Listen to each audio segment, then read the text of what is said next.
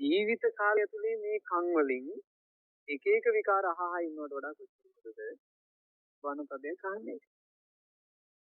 ඇස් වලින් එක එක ඒවා බල බල ඉන්නවට වඩා කොච්චර හොඳද වනපදයක් ඔය දහම් පොතකින් කියවන එකනේ. ඉතින් එහෙම තේරුම් ගන්න.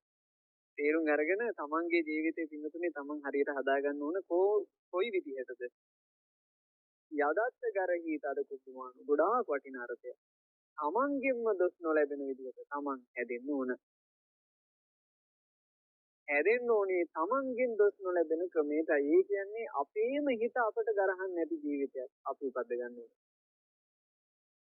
අපේම හිත අපිට ගරහන්නේ නැති නුවණැත්තු නොගරහන ජීවිතයක් මට තියෙනවා කියලා මටම ප්‍රශංසාවක් ලැබෙන ජීවිතයක්.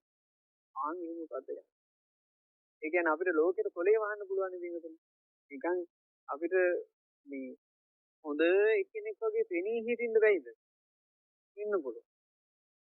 හැබැයි පෙනී හිටියා කිව්වට අපේ ඇතුලේ ඉන්න සාක්ෂිකාරයා අපි ගැන දන්නවනේ. අපි කියන්නේ හෘද සාක්ෂිකාරයා කියලා. ඒ හෘද සාක්ෂිය අපේ අස්සේ තියෙන. එයාට කොලේ වහන්න බෑ. එයා ඔක්කොම ටික දාන්න. අපිට මුළු ලෝකෙම බැන්නක් කමක් නෑ. අපිට අපේ හිතින් ප්‍රශංසා තියෙනවා. ඒ නිසා තමන්ගේ හිතින් තමන්ට පැසසුම් ලැබෙන තමන් ජීවිතේ ගත කරපු විදිහ ගැන ආපහු හැරි බලද්දී තමන්ගේ ඇස්වලට සතුටු කඳුලක් උනන අන්න එහෙම ජීවිතයක් ගොඩනගන්න. ඒක තමයි වැදගත්. මොකද අපි මැරෙන්නේ තනියම. ඕටියක් හිතවතුන් හිටියා. ඒ මොහොතේ පින්වතුනි අපිට හයිය තින්නේ. පින්වතුන් මේ වෙනකම ජීවිතේ යම් මේ වැරද්දට පෙළඹිලා ඔහි වැරදි කර කර ඉන්න කෙනෙක් නම් අද්ද පුළුවන් වෙනස්. මේ දැන් පුළුවන් වෙනස්. මං ඒ කරලා හැරි හැරි බලන්න ඕනේ. මං අවුරුදු මෙච්චරක් වෙනකන් මට බණපද හිතට ගිහින් තිබෙන්නේ. හැබැයි මං අසවල් දවසේ මගේ බණපදේ හිතට ගියාද එදා ඉඳලා මං වැරදි කරලා. ආන් එහෙම හිත තමන් සතුටුයි. තමන්ගේ දොස් නොලැබෙන ජීවිතයක් තමා ගත කළ යුතුයි.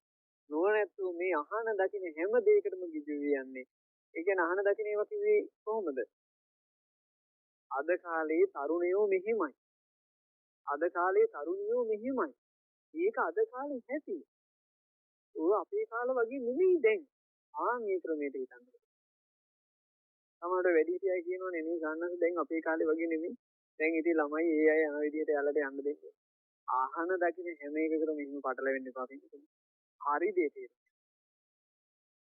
අසවල්ලුත් මෙසේ කරන්නේ අසවල්ලුත් මෙසේ කරන්නේ අසවල්ලුද මෙසේ කරන්නේ නම් මා මෙසේ නොකලාට මොකද? ඒක නෙමෙයි කරන්නේ. අසවල්ලු කලාට කමකුත් නැහැ. අසවල්ලුද කරාට කමක්. ඒ වුණාට මම වැරදි කරන්නේ නැත. ඒක තමයි හරි. ලෝකයක් වැරදි කරද්දී තමන් වැරදි නොකරනවා නම් තමන්ට ප්‍රශ්නයක් නැහැ.